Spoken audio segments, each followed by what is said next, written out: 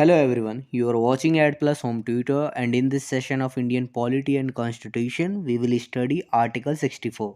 तो शुरू करते हैं बिना किसी देरी के। जैसा कि आपको भी पता है, भारतीय संविधान यानी इंडियन कॉन्स्टिट्यूशन को आर्टिकल्स में बांटा गया है और इन्हीं आर्टिकल्स को 22 पार्ट्स के अंतर्गत रखा गया है। इसी 22 पार्ट्स में से पाँचवें पार्ट में द यूनियन के बारे में बताया गया है, जिसके अंतर्गत आर्टिकल 52 से लेकर आर्टिकल 151 तक के सारे आर्टिकल्स आते हैं।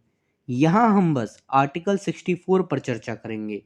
देखिए, आर्टिकल 64 पार्ट 5 के चैप्टर फर्स्ट के अंतर्गत आता है। यहाँ मैं पहले कंटेंट को इंग्लिश में रीड करूँगा, फिर उसकी मीनिंग आपको हिंदी में समझाऊंगा ताकि आपको कंसेप्ट ज़्यादा से ज़्यादा समझ आ सके। Article 64 says the vice president to be ex officio chairman of the council of states।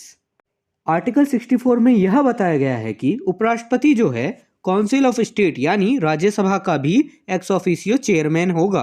देखिए, एक्स ऑफिसियो का मतलब होता है कि जब कोई व्यक्ति एक पद को धारण किए हुए हो पर उसके साथ ही किसी दूसरे पद पर काम कर रहा हो, तब वह दूसरा पद उसके लिए उसका एक्स ऑफिशियो माना जाएगा।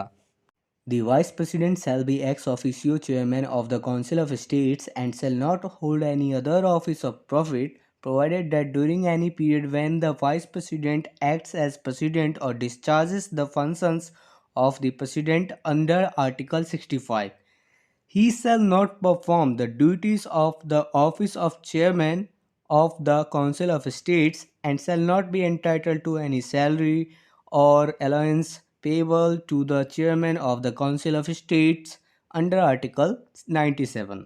वाइस प्रेसिडेंट राज्यसभा का एक्स ऑफिशियो चेयरमैन होगा और वह लाभ का कोई भी अन्य पद धारण नहीं करेगा, लेकिन इसमें एक शर्त है कि किसी भी अवधि के दौरान जब वाइस प्रेसिडेंट प्रेसिडेंट के रूप में कार्य करता है या आर्टिकल 65 के तहत प्रेसिडेंट के कार्यों का निर्वहन करता है, तब वह राज्यसभा के चेयरमैन के कार्यालय के कर्तव्यों का पालन नहीं करेगा और साथ ही वाइस प्रेसिडेंट आर्टिकल 97 के तहत राज्यसभा के चेयरमैन को दिए जाने वाले किसी भी वेतन या भत्ते का हकदार नहीं होगा। मान लीजिए किसी अवधि के दौरान अगर राष्ट्रपति अपने कार्यालय में नहीं है, तब उस अवधि के दौरान उपराष्ट्रपति जो है वाइस प्रेसिडेंट उस कार्यालय को संभालेगा। तब उपराष्ट्रपति अपना जो है पद एक्स ऑफिशियो चेयरमैन का काउंसिल ऑफ स्टेट का वो छोड़ देगा, ठीक है। तो उसका जो वेतन वगैरह है तो वो भी उपराष्ट्रपति अब नहीं लेगा। तो यही बताया गया है इस आर्टिकल में। If this video is helpful for you, then please like and share this video, and if you want see some more these type of videos, then subscribe the channel and click the bell icon and select the all option for upcoming videos.